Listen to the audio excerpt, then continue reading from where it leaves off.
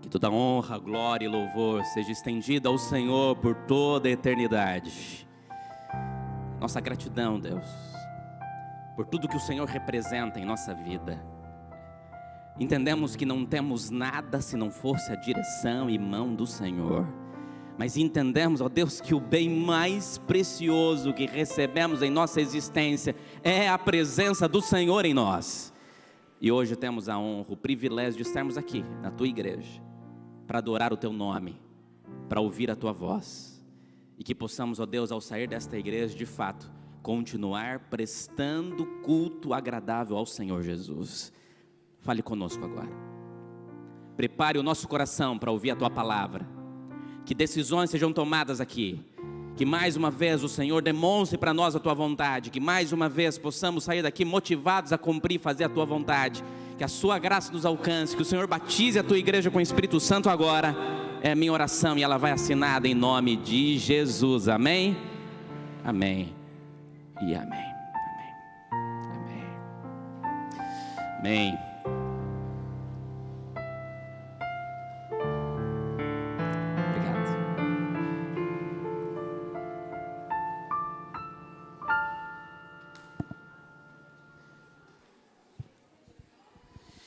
Obrigado, louvor. Querida igreja, bom dia. Um sábado de muitas bênçãos para você. Que bom que você está conosco.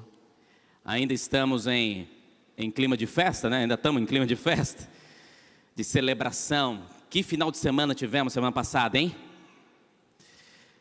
Foram 7 eventos aqui na igreja, 7 programações diferentes.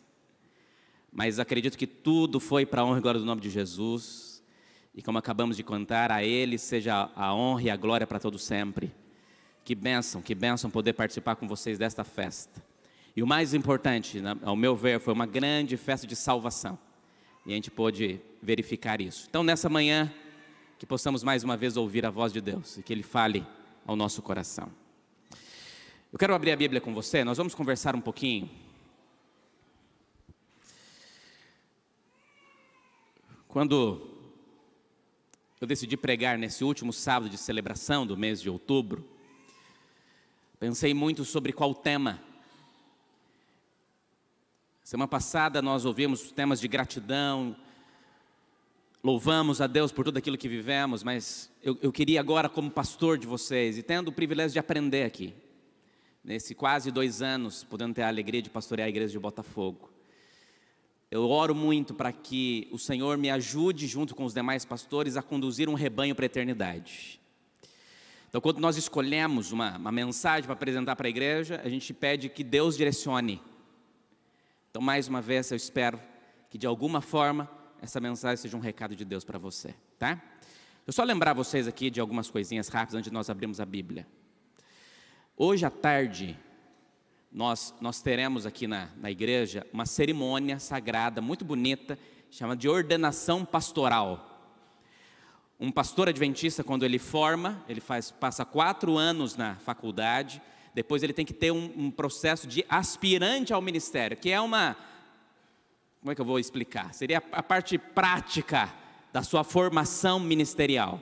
Então ele trabalha durante 4 anos. E depois de 4 anos ele é avaliado de novo, ele faz outra prova, ele faz uma entrevista, ele passa por uma comissão, a igreja avalia, e aí se ele passar e se submeter a essas situações, ele pode ser ordenado ao ministério. Então hoje nós teremos uma cerimônia de ordenação, e o pastor Jean Rufino, que foi pastor dessa igreja aqui por alguns anos, será ordenado hoje à tarde. Ele e o pastor Marlon.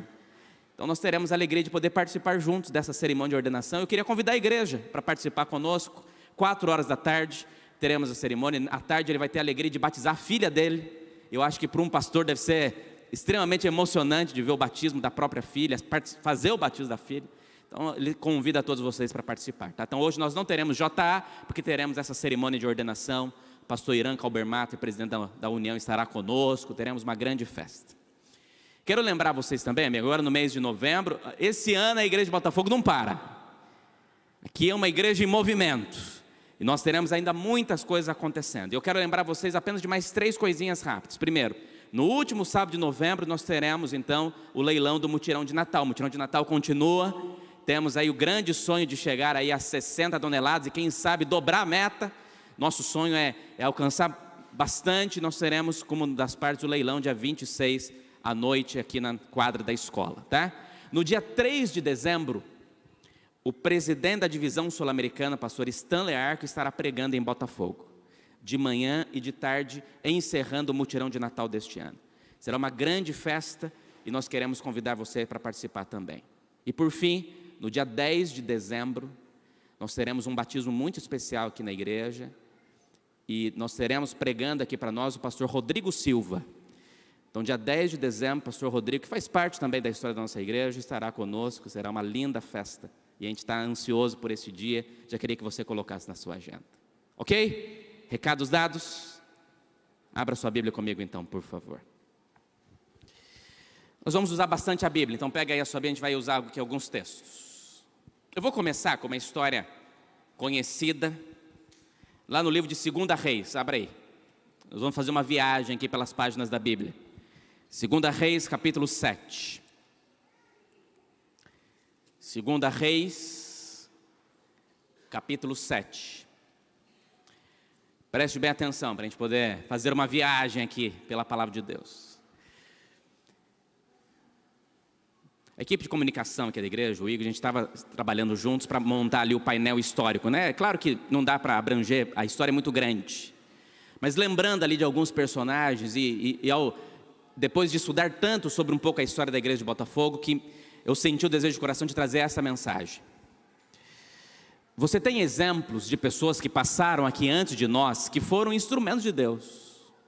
Eu estava vendo, por exemplo, a história de um homem chamado William Thirst, o primeiro missionário que pisou no Rio de Janeiro em 1895. Está lá no painel. Veio dos Estados Unidos, não tinha salário, precisava trabalhar para se sustentar, mas foi o primeiro adventista a pisar no Rio de Janeiro. Trouxe alguns livros em alemão, e com a venda desses livros em alemão era o que ele sustentava. Mas quando ele chegou aqui, dias depois de ter chegado no Rio de Janeiro, pegou febre amarela. Longe da família, sem sustento próprio e doente, numa cidade que ele não conhecia. Na época, o Rio de Janeiro tinha 1 milhão de habitantes. Hoje, nem sei quanto tem aqui, mas eu acho que é bem mais do que isso. Ele aluga uma casa ali na região do Quintino e Cascadura, que eu nem sei mais ou menos onde é. Eu estou conhecendo o Rio de Janeiro ainda, mas eu acho que é ali para o lado do Meyer. É isso, não? Um pouquinho mais para frente. Bem depois. Eita, pai! Eu tenho que conhecer mais o Rio de Janeiro. Mais para lá. E ele mora ali, e aí ele começa, em pouco tempo depois, ele começa um grupo que depois se tornaria a primeira igreja adventista no Rio de Janeiro, que é a igreja do Meyer. Legal. Ele foi o fundador da Casa Publicadora Brasileira.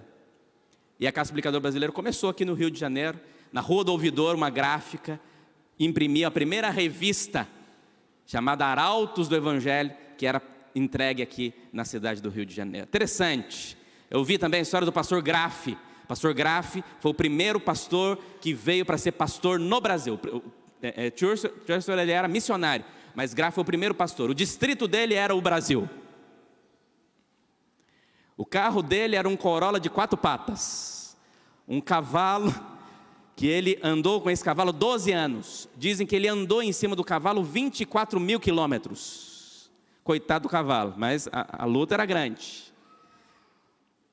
Pastor Graff, ele foi um homem de Deus. Ele batizou mais de 1.500 pessoas aqui no Brasil. Cuidava do Brasil inteiro. Dos 365 dias do ano, 300 ele estava viajando para poder atender as igrejas. Que coração missionário de pessoas que tinham o desejo de levar salvação.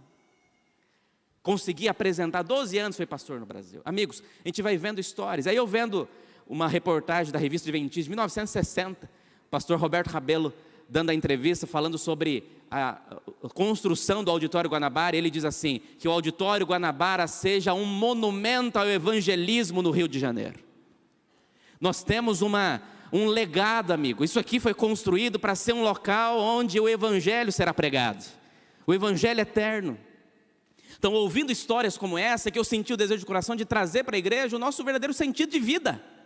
Para que nós estamos aqui? É legal celebrar 60 anos, louvado seja Deus, mas como eu falei no domingo, não era para nós termos celebrado 60 anos. Jesus já deveria ter voltado há muito tempo, e eu não quero celebrar mais 60 anos. O que nós queremos é que Jesus volte logo, Mas para isso a missão ainda existe, e é sobre ela que nós vamos conversar um pouquinho. Eu comecei lembrando a história desses 4 leprosos. Lembra deles, não? História interessante. 2 Reis, capítulo 7. 4 leprosos que estavam num dilema. Eles eram de Samaria. A Samaria estava passando por um período de fome, seca, meses sem chuva, não tinha comida, situação complicada, a ponto, a Bíblia apresenta isso, de uma mãe cozinhar o próprio filho. Olha o ponto, na época da Samaria, que situação, por causa da fome, do desespero.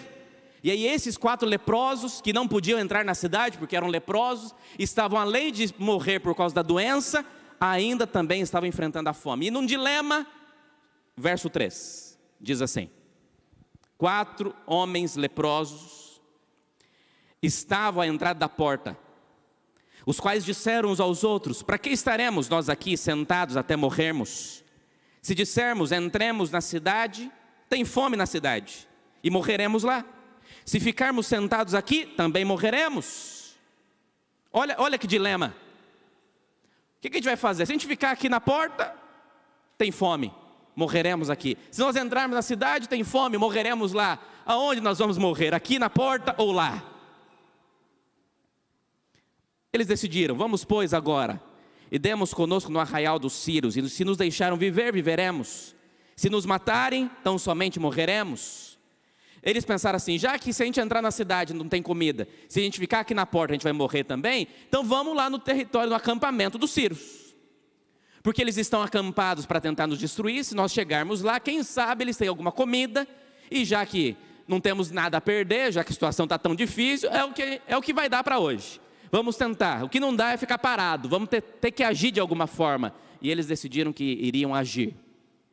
Quando eles chegaram no acampamento do Ciro, olha o que aconteceu. Levantaram-se, verso 5, ao anoitecer, para se dirigirem ao arraial dos Círios, e tendo chegado à entrada do arraial, eis que não tinha lá ninguém. Por quê? Porque o Senhor fizera ouvir no arraial dos Círios ruído de carros e de cavalos, ruído de um grande exército, de maneira que disseram uns aos outros: eis que o rei de Israel alugou contra nós os reis dos heteus, dos egípcios, para virem contra nós. Pelo que se levantaram e, fugindo ao anoitecer, deixaram para trás as suas tendas, os seus cavalos, os seus jumentos, o arraial como estava, e fugiram para salvar a sua vida. Chegando, pois, aqueles leprosos à entrada do arraial, entraram numa tenda, e tinha muita comida, e eles comeram, e beberam, e tomaram dali prata, ouro, vestes, e foram, se esconderam. Voltaram e entraram em outra tenda, dali também tomaram alguma coisa, e esconderam. Até que no verso 9 diz: então disseram uns aos outros: nós não estamos fazendo bem, este dia é dia de boas novas, e nós o quê? E nós nos calamos? Se esperarmos até a luz da manhã, seremos tidos por culpado. Agora, pois, vamos e anunciemos a casa do rei. Interessante a frase deles aqui: nós não estamos fazendo bem, porque nós descobrimos algo incrível. Olha quanta comida, e o povo morrendo de fome na cidade. E os assírios fugiram e levaram, e foram embora com tudo aquilo que tinham, deixaram para trás. Olha quanta comida sobrou, olha quanta comida boa, e nós nos alimentamos, mas nós não estamos fazendo bem, porque quanta gente poderia estar aqui comendo conosco. Vamos lá e vamos avisar para eles que hoje é dia de boas novas. Deus providenciou o alimento para a nossa vida. Primeira história mostra 4 leprosos que, na sua angústia de existência, conseguiu uma bênção, e diz que foi a atuação de Deus, pois Deus fez ouvir no arraial o barulho de um exército, e eles fugiram com medo, enquanto Deus, na verdade, estava providenciando para eles oportunidade de alimento. Guarde essa história. Vamos para a segunda. Livro de João, capítulo 6. João, capítulo 6.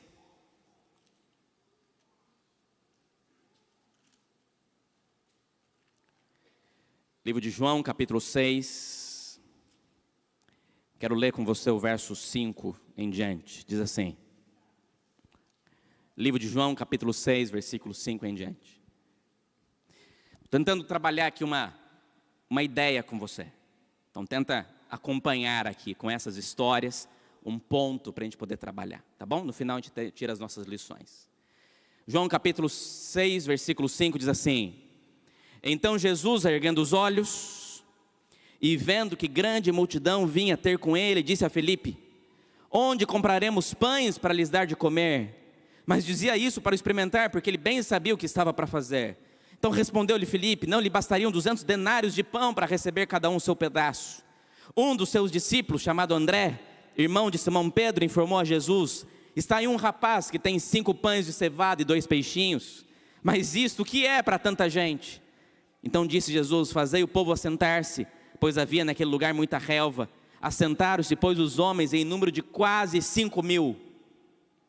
Se juntasse as mulheres e as crianças, mais de 15.000 pessoas talvez estariam ali para serem alimentados por Jesus. Verso 11: Então Jesus tomou os pães e, tendo dado graças, distribuiu entre eles, e também igualmente os peixes quanto queriam. E quando já estavam fartos, disse Jesus aos seus discípulos: Recolhei os pedaços que sobraram, para que nada se perca. Assim, pois, o fizeram, e encheram 12 cestos de pães dos 5 pães de cevada que sobraram aos que haviam comido. Vendo, pois, os homens o sinal que Jesus fizera, disseram: Este é verdadeiramente o profeta que devia vir a este mundo. A história da multiplicação dos pães talvez é uma das primeiras histórias que nós aprendemos desde criança. Eu lembro com carinho de aprender sobre os 5 pães e 2 peixinhos desde criança. História conhecida, mas às vezes por ser tão conhecida, não damos o valor necessário a essa história. Um milagre. Jesus entrega algo para que mais de 15.000 pessoas pudessem se alimentar. Mas o que me chama a atenção nessa história, poderia citar aqui vários aspectos, mas algumas coisas me chamam a atenção nessa história. Primeiro, Jesus orou e fez um milagre de algo que alguém teve coragem. Um menino que saiu de casa, sem saber, levando a sua merenda, sem saber que a sua merenda seria o instrumento de milagre. Era aquilo que ele teria nas mãos para poder entregar para Jesus. E ele não tem medo de entregar tudo. Ele podia ter falado: Não, Senhor, eu vou entregar aqui para o Senhor aqui, ó, alguns pães, mas vou deixar o meu sanduíche para mim poder deixar para depois. Mas não, ele entregou tudo, ele não tinha medo. E Jesus ora sobre aquilo, mas interessante que não é Jesus que entrega. Jesus faz o milagre, mas são os discípulos responsáveis por sair por cada um, distribuindo seus pães e peixes para que todos pudessem alimentar. Mas quando o cesto estava vazio, o que os discípulos tinham que fazer? Fazer o quê? Voltar. Voltar para onde?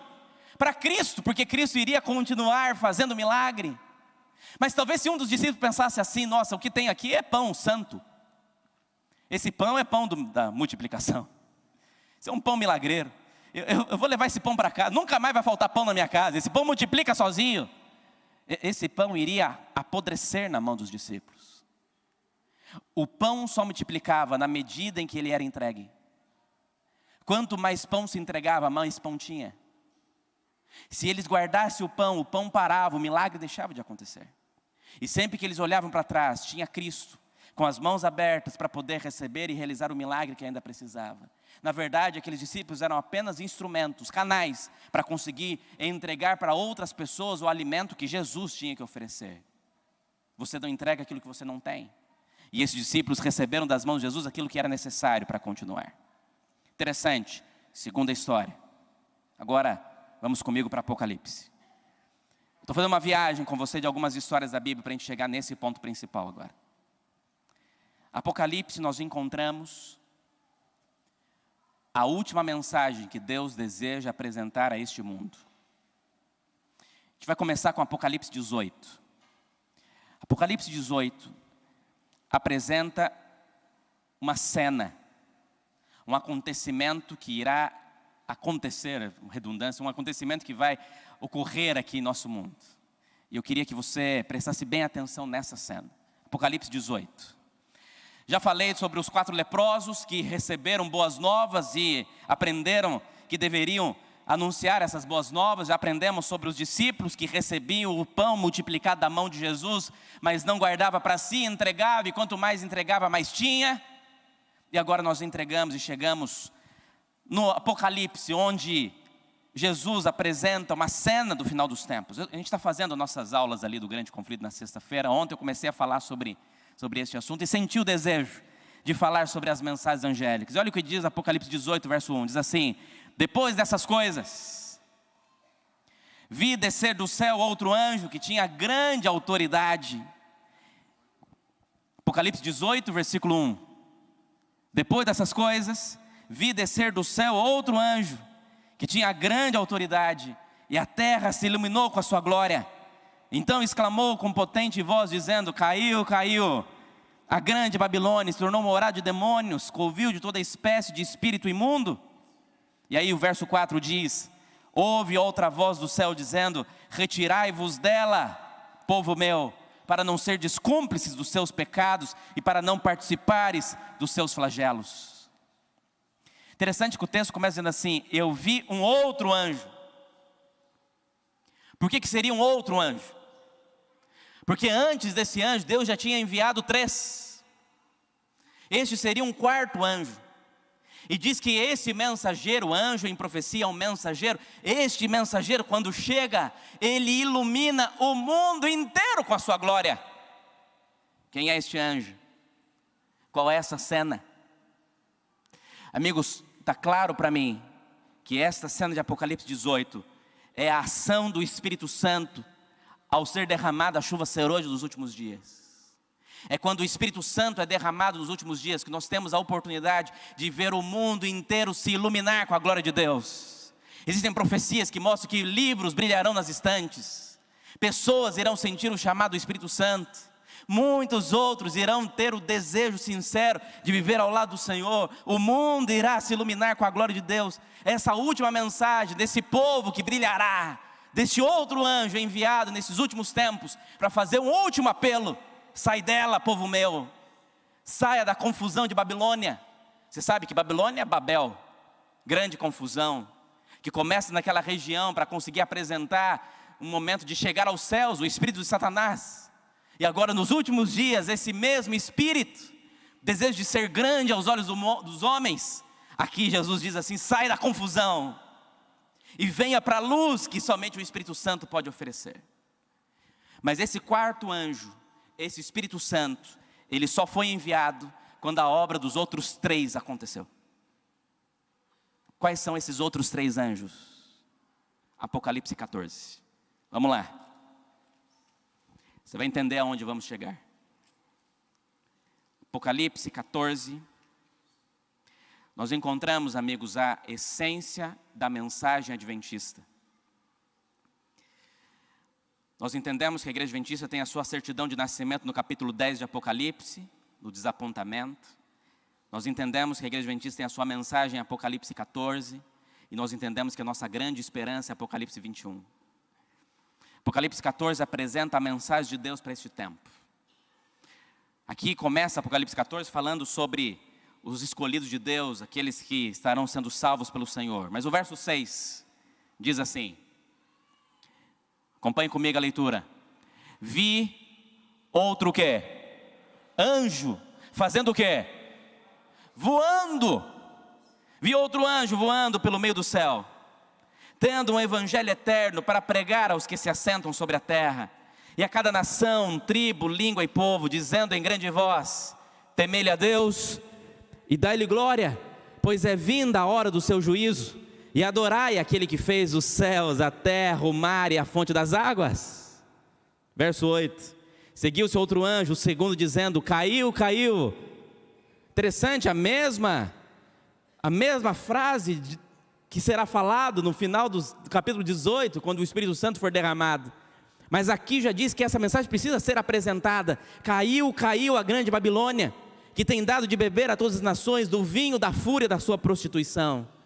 E o terceiro anjo diz, verso 9, seguiu-se outro anjo, o terceiro, dizendo em grande voz: se alguém adora a besta e a sua imagem, e recebe a sua marca na fronte ou sobre a mão, também esse beberá do vinho da cólera de Deus, preparado sem mistura, do cálice da sua ira, e será atormentado com fogo e enxofre diante dos santos anjos na presença do Cordeiro. A fumaça do seu tormento sobe pelos séculos dos séculos, e não tem descanso algum, nem de dia nem de noite.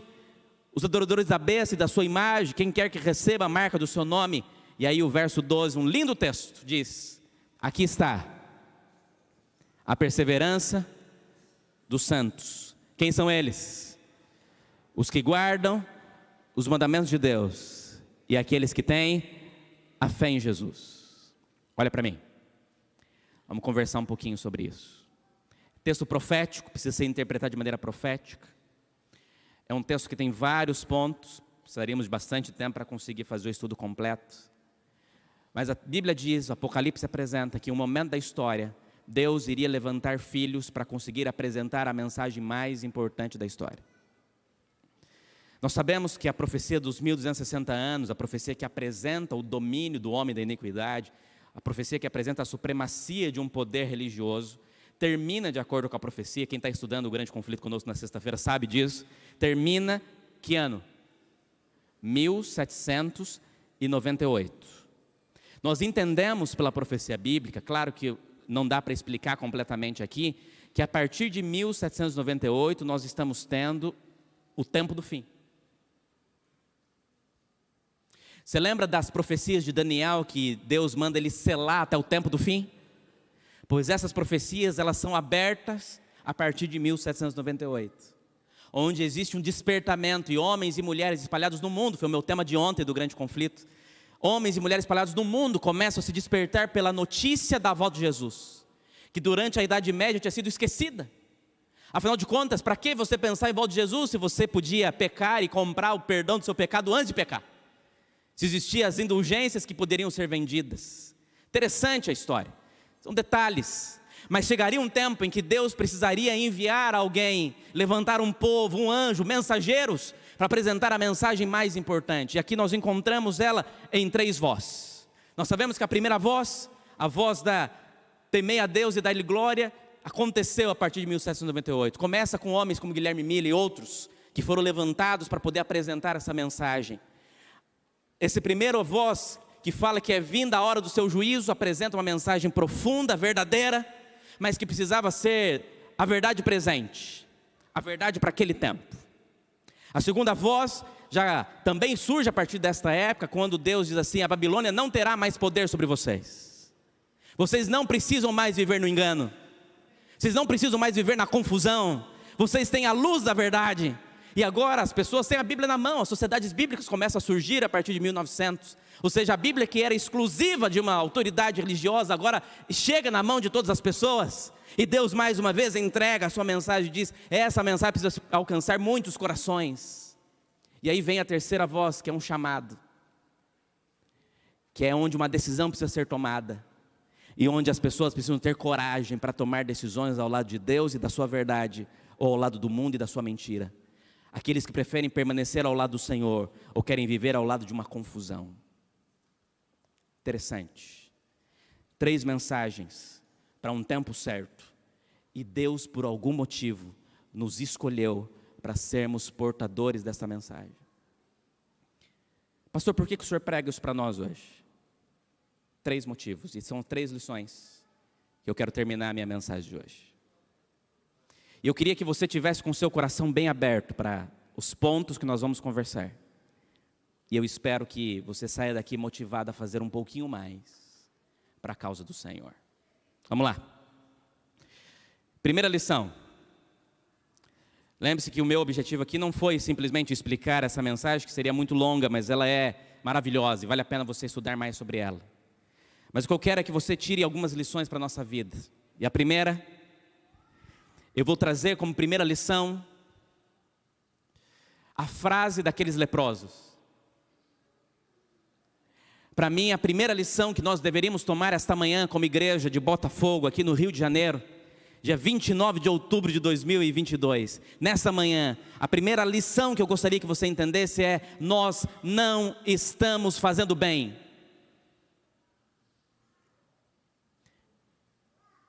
A frase dos leprosos foi essa, não foi? Nós não estamos fazendo bem. Por quê? Por que eles não estavam fazendo bem? Porque eles tinham uma boa nova, eles tinham um evangelho, uma mensagem maravilhosa para ser apresentada, e eles guardaram essa mensagem para si. Amigo, nós estamos deixando o pão do Senhor apodrecer em nossas mãos. Nós nos alimentamos espiritualmente, recebemos bênçãos maravilhosas, mas existem milhões de pessoas sem esperança, passando fome espiritual, precisando ser alimentados. Amigos, olha este bairro. Quantas pessoas nós temos aqui nesse bairro mesmo, Regina, que a gente viu ano passado lá para o livro? Acho que quase 300 mil pessoas só em Botafogo. Amigo, é muita gente. E que tem a oportunidade de conhecer um evangelho que transforma a vida, que traz esperança além deste mundo. A verdade presente, amigo de Deus, é a verdade para este tempo. E nós não estamos fazendo bem, por quê? Porque nós achamos que podemos terceirizar a missão que Deus nos deu. Amigo, a missão de Deus é a missão mais importante para a tua vida. Queridos, desculpa se você não pensa assim, mas a minha Bíblia ensina que você só está vivo para cumprir a missão de Deus. Você não foi criado simplesmente para ser rico. Você não foi criado simplesmente para educar os seus filhos com o melhor que você pode oferecer. E entenda, eu não estou dizendo que isso seja errado. O que eu estou dizendo é que Deus te deu a missão mais importante da tua vida. E a missão mais importante da tua vida é conseguir compartilhar com outros o pão que o Senhor te entrega todos os dias. Querida igreja de Botafogo, esta missão não pode ser terceirizada. De alguma forma, de alguma maneira, você precisa se envolver em uma área da missão de Deus. Porque a igreja não tem uma missão, a missão tem uma igreja. A missão é maior que essa igreja. E eu te garanto para vocês, se essa igreja não cumprir a missão, Deus cumprirá de uma outra forma. Mas Deus deu o privilégio para que eu e você pudéssemos nos envolver na missão de Deus. Amigo, Deus deu dons para você. E a parábola que conhecemos de Mateus 25 diz que se nós enterrarmos os dons que Deus nos deu, no dia da volta de Jesus, Deus nos fará prestar contas desses dons enterrados. Amigo, tem um monte de gente extremamente talentosa sentada nos bancos dessa igreja, que poderiam entregar os seus talentos para fazer algo para o Senhor. Ah, mas eu não tenho oportunidade de trabalhar na igreja. Primeiro que nós temos mais de 40 ministérios aqui, amigo. Tente de alguma forma se envolver. Mas eu vou dizer algo melhor para você. Por mais que precisamos muito de pessoas para que se envolvam a trabalhar nesta igreja, a nossa maior missão começa quando saímos daqui. A missão que Deus tem para você começa no seu trabalho, na sua casa, com seus vizinhos, com pessoas que Deus colocou como referência. E amigo, na verdade, você não é um profissional, você é um missionário que usa a sua profissão para cumprir a missão.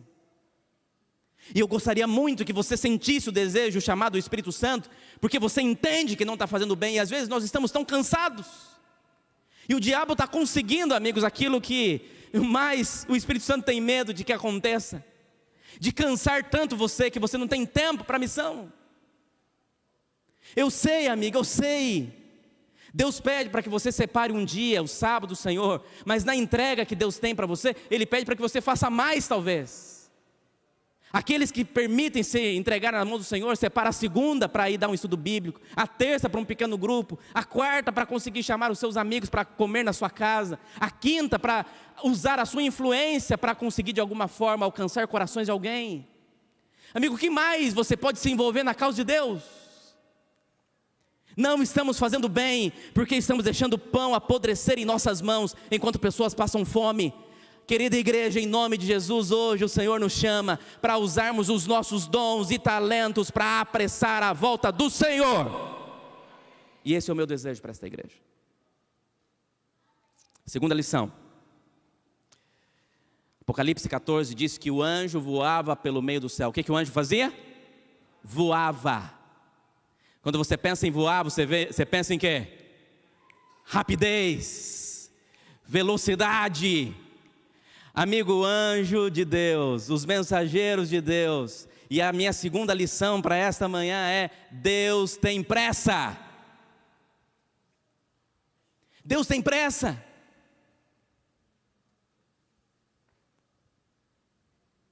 Eu sou do tempo que a gente na escola sabatina fazia as cartas missionárias, lembra disso? Não? Que a gente recebia os relatos. Deveria voltar a existir, a gente precisa lembrar o que está acontecendo no mundo. Às vezes nós nos pegamos simplesmente na nossa realidade, que não é fácil, e esquecemos que o mundo é gigantesco. Todos os dias nascem milhões de pessoas e morrem milhões de pessoas que não conheceram a verdade do Senhor. A segunda lição apresenta para mim que Deus tem pressa. E a pressa de Deus é que seus filhos possam de alguma forma, entenda o que eu vou dizer para você, se envolver com rapidez para fazer algo para Deus. A minha oração é que ao você sair daqui, você saia daqui disposto já a orar e a clamar ao Senhor, para que Ele te mostre que você pode ser útil para a causa dEle. Mas se envolva, igreja, Deus tem pressa, para que a mensagem chegue, para que forme missionários. Como eu oro para que desta igreja surjam mais missionários, porque tem surgido. Temos membros dessa igreja que estão espalhados pelo mundo, mas quem sabe Deus não tem aqui um missionário para ser missionário no seu bairro. Às vezes outros jovens que separam 1 ano, 2 anos da sua vida para serem missionários em outros países. Amigos, olha, o Senhor Deus tem preparado e chamado pessoas para usar os seus talentos para o Senhor, mas Ele tem pressa de voltar. Mas Ele espera que você tenha pressa de fazer alguma coisa para Deus. Deus tem pressa. Em 2008, só uma pequena história. Olha essa história. Em 2008, eu morava na Bahia e fui comportar no Pará, no sul do Pará. E aí, num período em que eu saía visitando cidadezinhas, eu trabalhava sozinho, visitando cidades pequenas. E aí eu atravessei o rio Araguaia e saí do Pará e fui para o Tocantins, que é o estado próximo ali. Fiquei em algumas cidadezinhas do Tocantins trabalhando. E cheguei numa cidade pequenininha.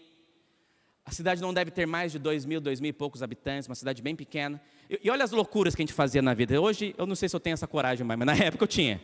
Saía com os livros, botava o livro nas costas, chegava numa cidade sem conhecer ninguém, parava na cidade. Tinha dia que o motorista da van, que levava a gente, perguntava: mas o que você vai fazer aqui? Que nem ele sabia.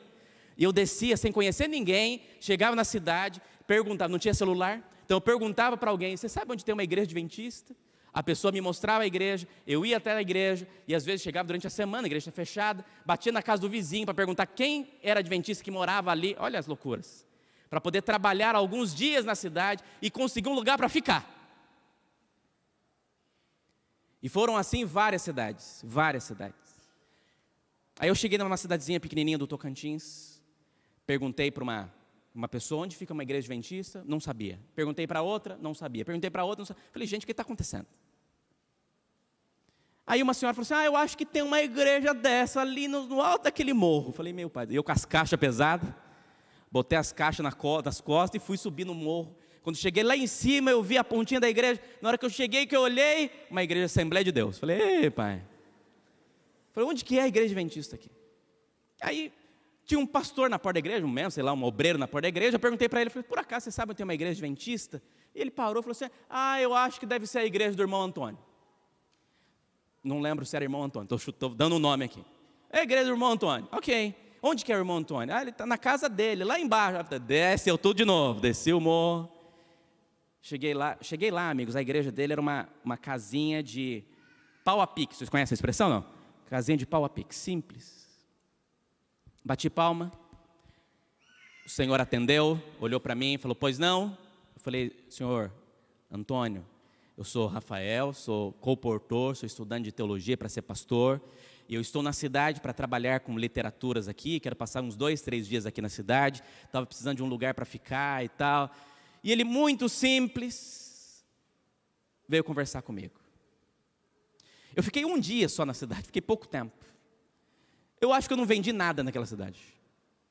Mas eu entendi por que eu fui lá. Foi para ouvir a história desse irmão Antônio. Na sua sinceridade. O irmão Antônio, ele tinha uma filha que morava em Manaus. E ele saiu do Tocantins, pegou uma condução até Belém do Pará. Em Belém do Pará ele pegou um barco para ir de Belém do Pará a Manaus. Quantos dias dá de viagem de Belém do Pará a Manaus? Alguém sabe, não? De 5 a 7 dias, dependendo. E ele pegou um barco de Belém do Pará para Manaus, para poder visitar a filha. Passou uns dias em Manaus, quando voltou, entrou no barco. No primeiro dia de viagem, ele começou a sentir mal, muito calor. lá aqueles barcos de rede, né? Que você leva a rede, fica na rede ali o tempo todo. Muito calor, começou a sentir mal e teve um infarto dentro do barco. Tentaram socorrê-lo, conseguiram fazer uma reabilitação. Daqui a pouco conseguiram botar ele num barco voltando para Manaus. Quando ele chegou em Manaus, já tinha uma ambulância esperando, botaram ele na ambulância, levaram para o hospital, e ele ficou no hospital 1 mês. E sem condições de avisar ninguém. Naquela época. E aí lá no hospital, internado para se reabilitar, teve que fazer cirurgia do coração, botar um monte de coisa e tal, para se recuperar. No hospital, uma senhora foi visitá-lo. O ministério dela era ir nos hospitais, visitar os leitos e orar com os doentes. E essa senhora um dia bateu lá, começou a conversar com ele, ele contou que era do Tocantins, que tinha passado mal, que estava lá, estava orando e tal, lembrou da história, tudo mais, e começou essa senhora a ir lá todos os dias, estudar a Bíblia com ele. E ele começou a se interessar pela verdade, aprendeu sobre o sábado, aprendeu sobre a palavra de Deus, ficou encantado com aquele assunto. 1 mês depois ele já estava craque na palavra de Deus, das profecias, que ele voltou para sua casa, pegou o barco, voltou para o Tocantins. Quando chegou na sua cidade, falou com a sua esposa, explicou toda a situação e falou da verdade que ele tinha conhecido. Só que ele era membro de uma igreja pentecostal, aquela igreja lá de cima. E aí quando ele foi na igreja, ele estava lá orando, parecia que ele já não estava se sentindo mais parte daquilo ali. A verdade que ele ouvia não era, algo incomodava o coração dele. E ele voltou para casa meio triste, contou para a esposa, falou: eu não gostei hoje foi diferente. E quando ele estava lá em casa, dormiu de madrugada, Deus deu um sonho para ele. Deus deu um sonho para ele assim: ó, você precisa construir uma igreja aqui. Eu te dei condições para você construir uma igreja aqui nesse lugar. E ele sentiu o chamado para construir uma igreja ali. Só que ele não tinha 1 centavo. Simples, extremamente humilde, sem condições. E aí quando ele acordou, ele falou para a esposa, falou: meu bem, como é que eu vou construir a igreja? Como é que eu vou construir a igreja? E ela falou: pergunta para Deus. Pergunta para o Senhor.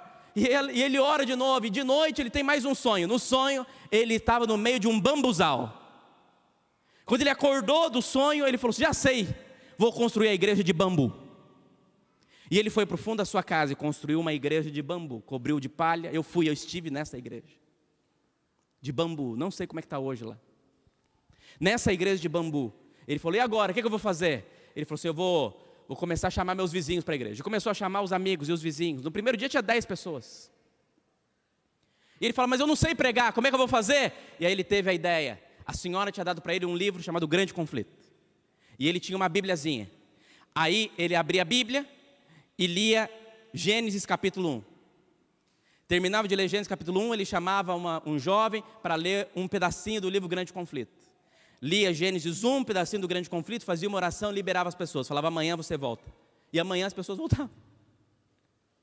E assim todos os dias as pessoas iam na casa dele para ele ler apenas um capítulo da Bíblia e ler um pedacinho do Grande Conflito. E assim foi por bastante tempo.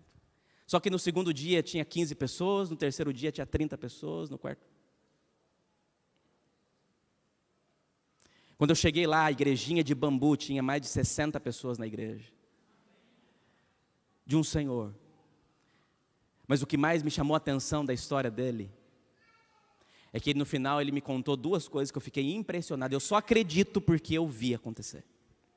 E a primeira foi: pastor, talvez você não saiba, mas eu sofri um acidente e eu só tenho uma pequena porcentagem, uns 20% da minha visão. Eu quase não enxergo nada. Olhando para o Senhor assim, eu vejo um vulto. Mas mesmo com as minhas deficiências de visão, eu consigo ensinar a Bíblia para eles. Mas o que é mais surpreendente, pastor, é porque eu sou analfabeto, eu não sei escrever meu nome. Mas pastor, tem gente que não acredita, mas eu vou mostrar para o Senhor. E ele me mostrou que quando ele abria a Bíblia, ele conseguia ler a Bíblia. É uma cena que eu só conto porque eu vi. Mas o seu Antônio conseguia ler a Bíblia para as pessoas. Olha, difícil. Mas ali eu entendi como que Deus tem pressa.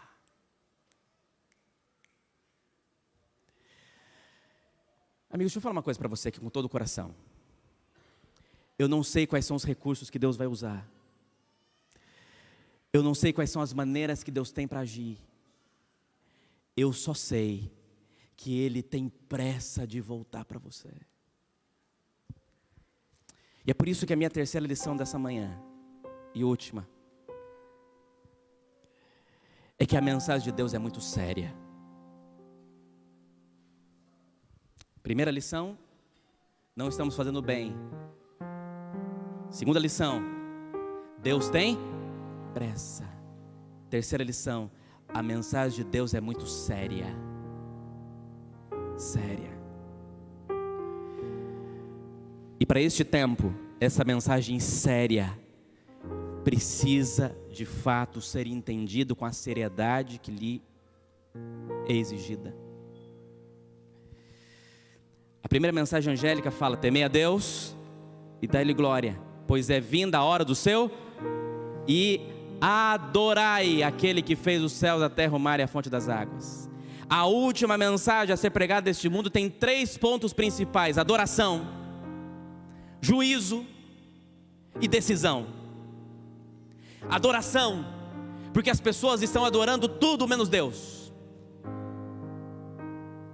Amigos, pare de adorar este mundo.